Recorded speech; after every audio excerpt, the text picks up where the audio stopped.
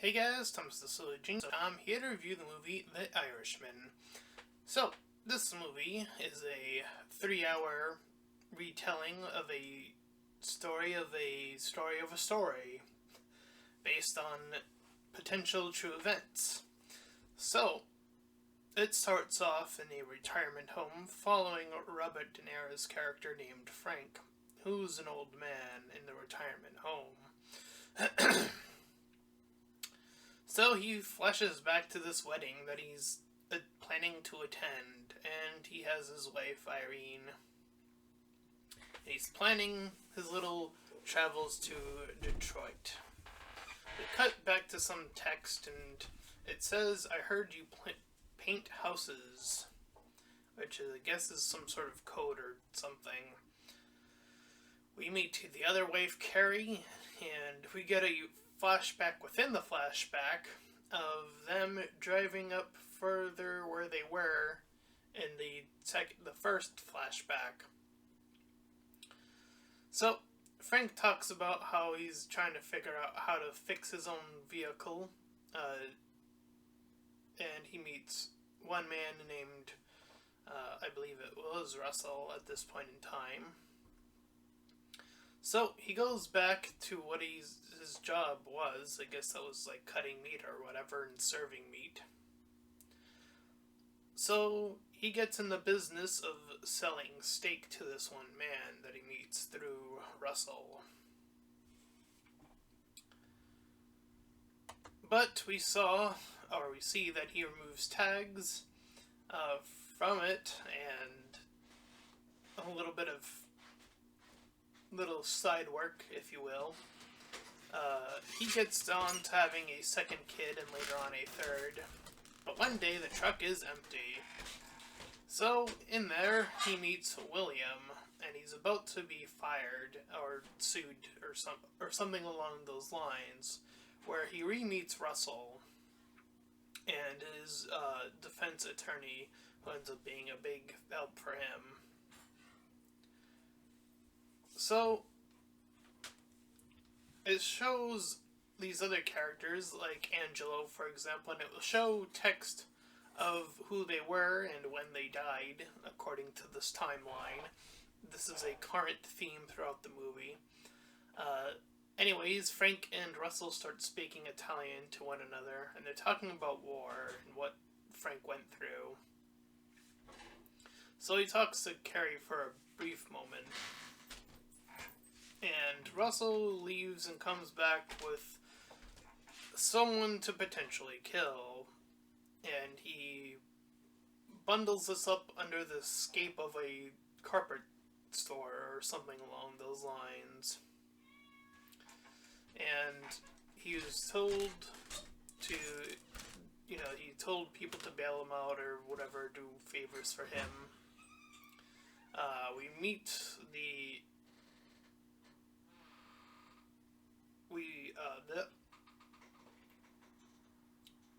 there was like a barbershop where they go to.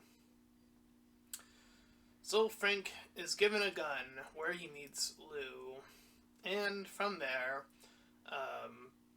Frank threatens Lou he's given a gun to deal with Lou, and then he threatens him later. So he talks with his daughter, who mentions how some guy at a store clerk was like messing with her or whatever, like. So he goes over there to teach him a lesson, and has a third daughter, cut to further even down the line.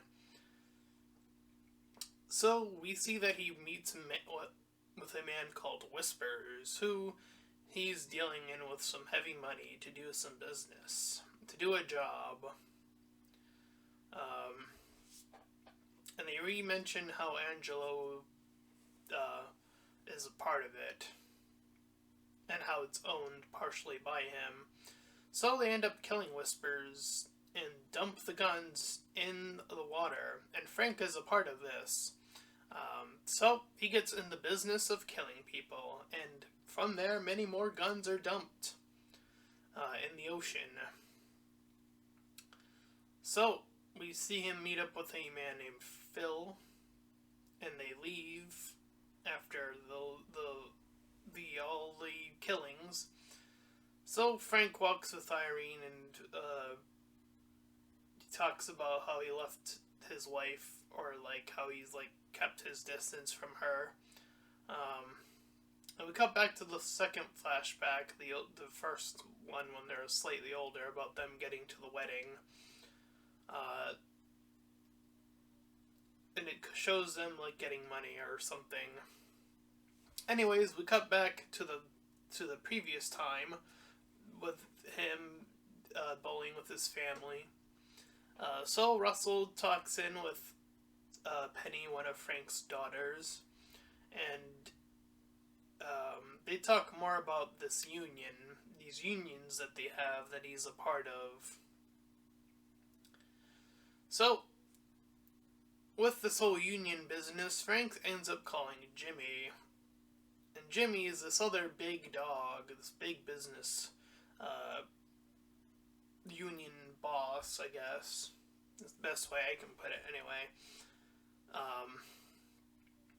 And this is, I guess, probably extremely irrelevant today about how big business is attacking the truckers and, politics about, like, how truckers are being hurt in the current timeline, having their jobs taken away by electronics and machines now. So we know that through this there are different unions, and we see that they are not happy with the taxi business, so they end up like messing up with a bunch of taxis, and then they end up blowing up several of them. And they celebrate with Jimmy. They meet some guy named Joey along the way. Frank and Jimmy meet again, or like they encounter one another yet again. And one of the daughters, as we see as Jimmy's working his way up the alignment, is like prepping Jimmy up to be this political union boss man. And we also see Alan, the son, do some calls. The son of Jimmy, I believe. Anyway,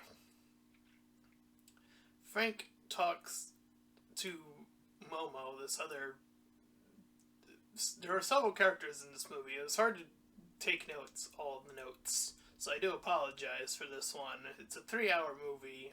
There was a lot to get in one viewing. And Frank, or I should say, Jimmy's like, we see him sort of getting into it. And we see that at the time, based on when this was happening, this was during when Kennedy was being elected as president, aka, as they refer to him as the Irishman, the name of the movie. So Robert Kennedy, his son, ends up being on the judge court, and Jimmy is being pummeled by countless accusations now. And Russell, as was on Kennedy's side, he was like, I want to get him in. He got in. He celebrated. Frank was on Russell's side. So Jimmy became somewhat of a middleman between Russell and Jimmy. And as I mentioned, Jamie was now being hunted down by countless accusations. So we see that Frank is meeting up with Russell after the fact. He's given a frig to go on and sell some guns. So he meets up with some guy named Hunt. He transports his guns. He sees what they are. Jimmy, as a disposition to all the allegations, is becoming really pissed, and he's wondering why Russell's like doing this, and another character that enters the picture and another one as well. So we see another Kennedy, Joseph Kennedy, shown rather briefly. Then we see the daughter of Frank leave. Like, he comes back and sees the news, and she's kind of getting on to him, so she, like, leaves the picture. And he ends up, like, checking his weapons and doing all that stuff. So Jimmy does his speech, and he's going in for the Union. And he talks with Frank after the fact. And we meet one of his contestants, Tony Pro, as they call him. And we meet another guy named Sally, who ended up killing someone. He was like one of the hires, I guess.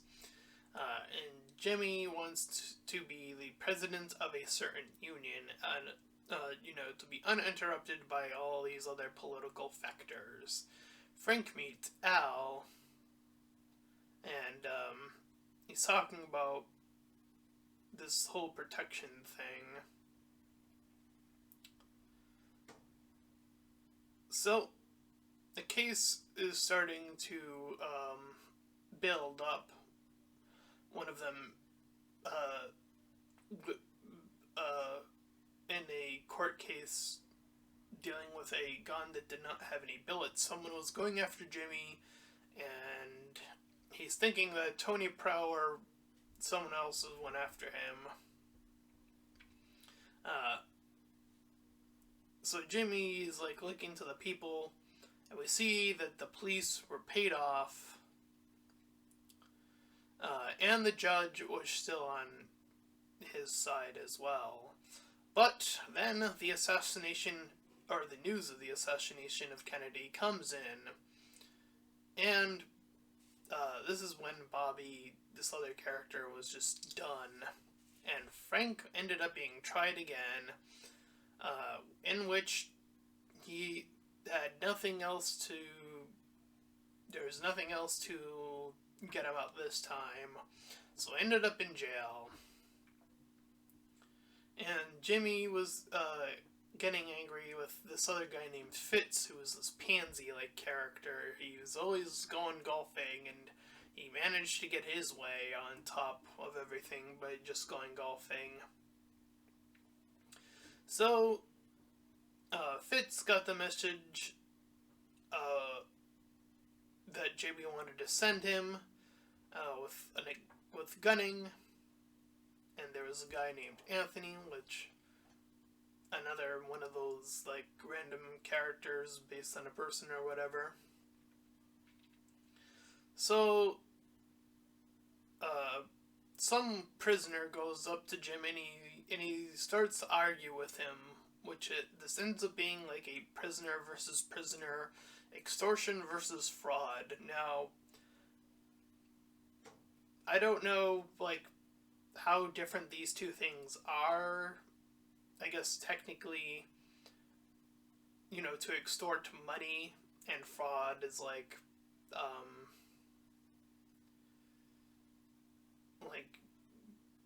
faking something or something along those lines. I don't know all the details, but they are arguing about which one was worse, essentially, in this conversation. So the guy attacks Jimmy, and there was a gun out and riots on the streets. We meet Joe, who is known as Crazy Joe. More gunouts happens, and we cut to a comedian performing, and this comedian is not holding back. Anyways, Joe goes over to talk to Russell, and Frank checks all of his guns some more, and Frank talks about the hunt with Joe, or hunting down Joe, or something like that. We meet John, the red-haired driver, and thus Frank guns down Joe, because that's what he was told to do. And we see now that the girls have aged into teens.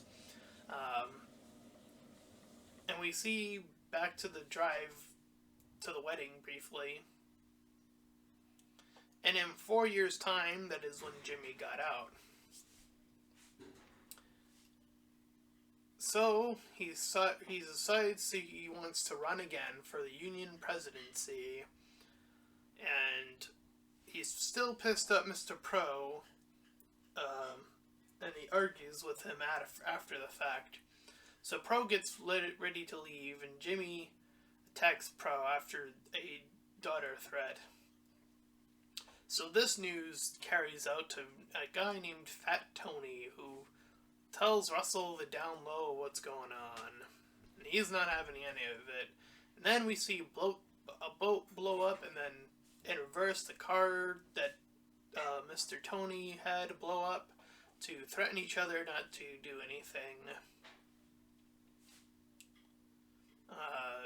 Frank sees Mr. Hunt, the guy he did a deal with earlier on the news, being arrested. And Jimmy once again goes on TV to re-promote himself as this man on a mission. And after that, Frank talks with to Russell, then back to Jimmy, then back to, as I mentioned, Frank ends up being sort of a middleman between the two. So Jimmy goes to this dance with this major threat, going back and forth. We go back to the wedding plans briefly, where Frank calls Jimmy, calls him again, and he accepts this plan to meet him at 2. So Frank and Russell are in this kitchen of his house, and Russell tells him not to call. Tells Frank to go to Detroit and settle it, as in to finally take out Jimmy. So Frank gets on the plane, goes over to Jimmy's house, meets up with Sal and Chuck, these two others, Chuck being his son, or I think, or something, Jimmy's son. So Frank takes the back seat, and they head on out. They meet up with Jimmy, they bring him all the way back to his house, and that's when Frank shoots out Jimmy, and leaves the gun there, which is a very different thing for him to have done. So he heads back to Russell, and the defense man that once, protected Frank ends up getting married. He was the one who was getting married the whole time from that whole situation. So Frank sees the news, and we see it's 1975. I think that's the date that they showed. And we see that the daughter is no longer, or one of the daughters, the one that I mentioned very briefly, is no longer talking to him. So Frank calls his wife, Jimmy's wife, to grieve over what he has done. And he ends up going back to the body disposal, or we see the body disposal where Jimmy was burned for stuff. So everyone called in Frank, who remained silent. He was brought in to the judges, and everyone, he said he continued his little narration about how all the people were brought in. We see Sully also moving in, him being killed by Frank as well. We see that Tony got cancer based on the information. Russell goes to this meeting where he meets a man named the Weasel, who has a wire on him the entire time, and Russell's saying a whole bunch of stuff, which ends up getting him arrested. So Frank ends up being brought in as well for, I believe he said, for an explosion he caused and for a car payment that he never truly fully met. So the two of them meet in prison, where the two of them talk for one last time, and then it's off to Russell's funeral. So Frank is on the pills, he's old, he ends up in the old person's home back at the beginning. Frank tried to talk to his daughter that stopped talking to him about all the sins, He manages to talk to one of his other daughters, and then ends up buying a casket for himself. And he checks the names, and he's talking about how, even if you're gone, if you have your name there, if you're in the casket, it's a better way to be remembered. So the cops then arrive to Frank, who is now this old man, and they tell him that he is the only person left. And after going to the priest, he prays, and he talks to the doctor and prays some more. And that is the end of the movie of The Irishman. So that was a whole lot of stuff to cover in 3 hours. And for the most part, I think it was okay. I would say there were probably 1 or 2 moments where they could have just rushed things along. There's some pans that they decide to do in here that they could have cut a little bit shorter, considering that, again, this is a 3-hour movie, and there's a lot, and I mean a lot of things that I have to go over. There are a lot of names. I didn't really get into the characters. Frank is really the only character that we are primarily following throughout the movie, and the double timeline thing was a little bit confusing, but it started to, just sort of find its way through. And I guess it was all to build up to the information at the end about, how he ended up there, and what this whole wedding plan was, and it was just a wedding. I think that setup is a little bit silly, considering that everything else surrounding that, or I should say outside of that, before that, was where things were primarily happening for the most part. Honestly, I think they could have cut some of the wedding transitions out of the movie. I think that, too, would have just been okay, so we're planning to go to this wedding, we go to the wedding. I think that could have been the 2 scenes you had, honestly. And then I think there were 2 other scenes where they cut back to it, and it's those ones are kind of unnecessary. They don't really do anything except travel and take smoke breaks. Again, I don't feel like every bit of that was necessary.